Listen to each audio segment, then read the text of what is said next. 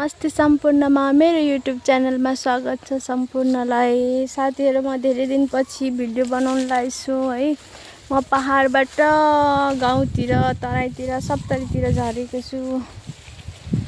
यो लिची यति मात्रै बाँकी रहेछ, सबै कागले लगेर खाइदिएछ। साथै हेर्नु त बारीमा, हाम्रो बारीमा, मम्मीको बारीमा कति धेरै बोरी छ है लगाएको। यस्तो छ नन्नुसी, कति धेरै छ।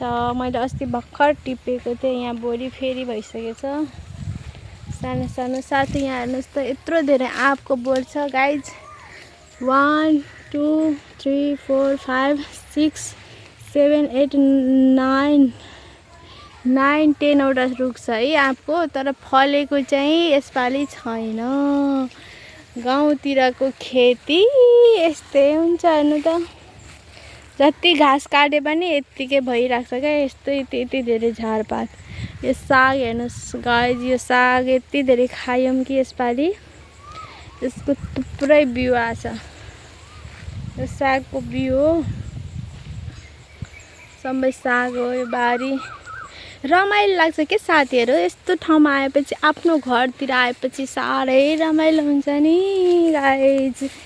तर धेरै दिनको बिदा छैन, चाँडै जानुपर्छ। आँपै फले छैन यसपालि।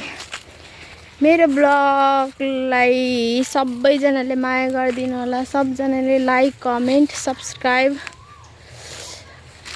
गरिदिनु होला। एउटा बम्बई आँप रहेछ, ऊ त्यहाँ एउटा फलेको छ। यो आँप चाहिँ एकदमै मिठो हुन्छ नि गाइस खानलाई। धेरै फलेको छैन, कतै कतै मात्रै हो।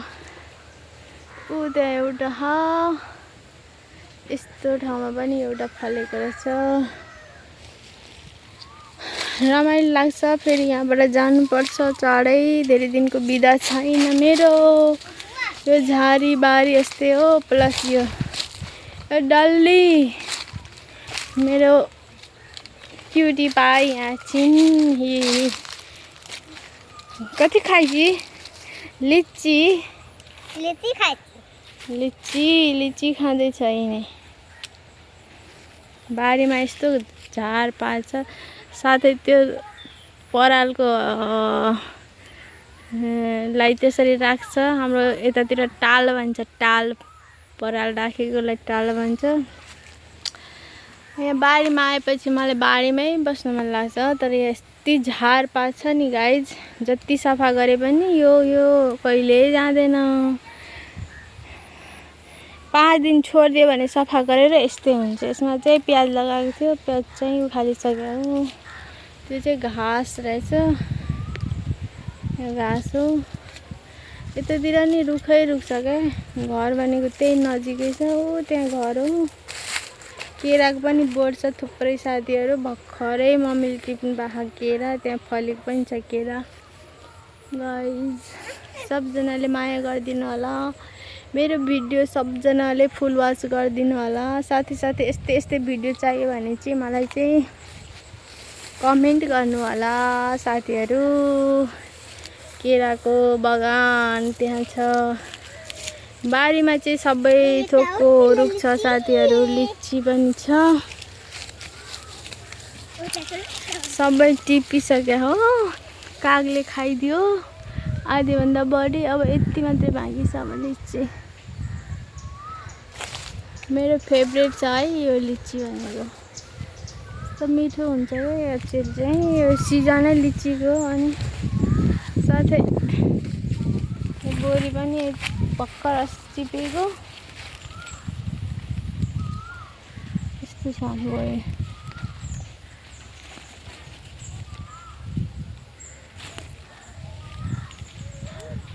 यो बारीमा त पुरै झारै झार छ क्या।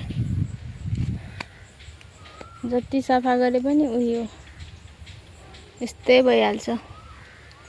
घरमा कोही पनि हुनुहुन्न सफा गर्ने मान्छे। सो त्यही भएर चाहिँ सफा गर्ने पनि 1 हप्तामा यस्तै भइजान्छ क्या साथीहरु। यतातिर सफा गरेछ। अनि यो भनेको चाहिँ हेर्नु त कत्रो ठुलो बोट के साग हो। यो बेथुवा साग हो। कत्रो ठुलो बोट रहेछ के। यो सागको बिउ हो। कति धेरै फलेको छ। यसको बिउ एकदमै मिठो हुन्छ।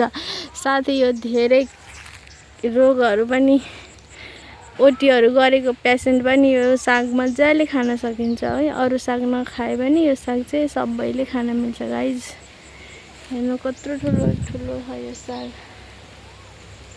यत्रो साग भनेको यो भनेको चाहिँ पटुवाको साग भन्छ हाम्रोतिर। चिप्लो चिप्लो हुन्छ, मिठो हुन्छ।